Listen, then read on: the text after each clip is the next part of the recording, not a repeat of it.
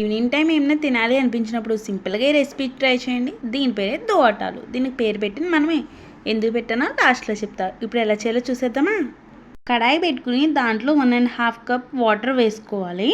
దీంట్లోనే కొద్దిగా salt, 1 table spoon వరకు ఆయిల్ వేసుకోవాలి. ఆయిల్ వేసిన తర్వాత వాటర్ అనేది ఈ విధంగా బాయిల్ అవ్వాలి. ఇప్పుడు దీంట్లో 1 కప్ వరకు బొంబాయి రవ్వను వేసి బాగా మిక్స్ చేసుకుని పక్కన పెట్టేసుకోవాలి. ఇప్పుడు 3 పొటాటోస్ తీసుకుని ఉడికించుకోవాలి. ఈ విధంగా ఉడికించి పెట్టుకున్న వాటిని చూపించే విధంగా స్మాష్ చేసుకోవాలి. దీంట్లో ఉల్లిపాయలు, కరివేపాకు, పచ్చిమిర్చి, చిల్లీ ఫ్లేక్స్, గరం మసాలా వేసుకుని మిక్స్ చేసుకోవాలి. ఆలూ స్టఫ్ రెడీ, పక్కన పెట్టేయాలి. ముందుగా ఉడికించి పెట్టుకున్న బొంబాయి రవ్వలో 2 టేబుల్ స్పూన్ ఆఫ్ ఆయిల్ వేసుకుని చూపించిన విధంగా బాగా స్మాష్ చేసుకుంటూ మిక్స్ చేసుకోవాలి. ఇప్పుడు దీన్ని ఈ విధంగా రావాలి. చూడండి ఎంత సాఫ్ట్గా వచ్చిందో. దీన్ని ఇప్పుడు ఈక్వల్ పార్ట్స్గా తీసుకుని ఇలా రౌండ్గా అట్ల కింద చేసుకోవాలి.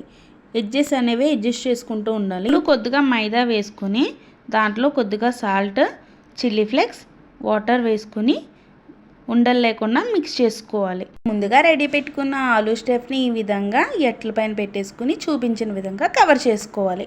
ఇప్పుడు వీటిని మనం మిక్స్ చేసి పెట్టుకున్న మైదాలో వేసుకొని డిప్ చేసుకోవాలి. ఆయిల్లో వేసుకుని గోల్డెన్ బ్రౌన్ కలర్ వచ్చే వరకు ఫ్రై చేసుకోవాలి. 2 సైడ్స్ ఈక్వల్గా.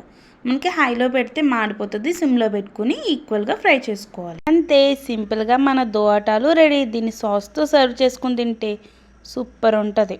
దీనికి స్టార్టింగ్ పేరు ఎందుకు పెట్టానో చెప్తానని చెప్పాను కదా. 2 అట్లు వేసాం కాబట్టి దోవట్, ఆలుతో స్టఫ్ చేసాం కాబట్టి ఆలు దో ప్లస్ ఆలు దోవటాలు.